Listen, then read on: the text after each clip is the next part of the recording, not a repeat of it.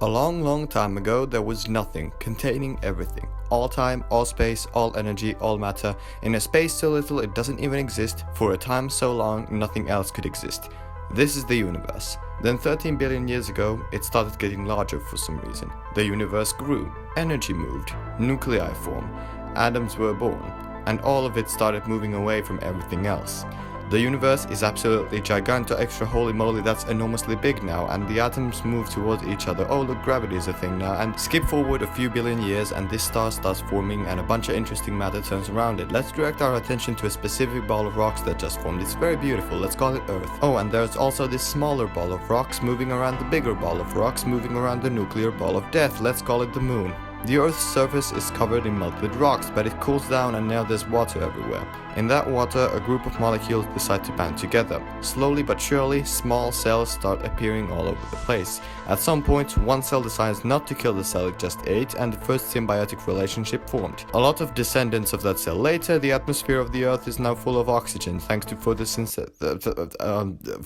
this thing. Now cells want to pass on their DNA and compete through natural selection until bigger life develops, like plants, fungi, and first animals. Millions of years pass by, and the first plants and fungi move to land, soon followed by wacky animals. A lot of stuff is happening, life moves around and becomes even wackier. Extinction events cause the entire population to disappear and gives opportunities for others to rise. Tectonic plates move around and there are many continents now. At one point there's the dinosaurs living all around the planet and being super freaking cool. Meanwhile, first mammals and birds are born, and the mammals just have their eggs in their bodies now. Some of those mammals become apes and they can grab stuff now.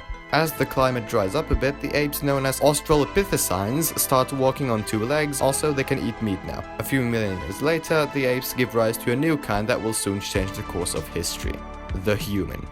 The first tools and weapons are created by Homo habilis, a species of human with big brains. A bit later, Homo erectus invents language and moves out of Africa. Somewhere in this absolute mess of humans, the very first Homo sapiens is born, and the fire is invented. This new species spreads all over the world, eradicating every single other human species.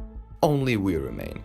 After hunting and gathering for a while, Homo sapiens invents farming and decides to build houses. Then in the Middle East, cities are born and they give rise to civilization. First laws are written, first currencies are used, first royal families and first governments rise. Then Greece takes that civilization idea and takes it a bit further, and Rome steals Greece's idea and goes even further, until it collapses and oh, it's the Middle Age. A bunch of kingdoms, wars, states, stuff all around the world. A bit of scientific progress is made too. Now Europeans discovered the two Americas. Now it's the age of empires and colonies. I'm sure nobody will regret any of this later. Oh, Europe just industrialized, and the rest of the world did that too. Now we all have jobs and the businessmen run everything. Also education and electricity, and now there are even machines. I'm sure nobody will ever use any of this for war. We gotta keep track of things now. Wait, what if we taught the machines to do that? And now humans tried connecting the machines to each other, and this one guy thinks of the World Wide Web. Now everyone can talk with everyone thanks to websites and social media.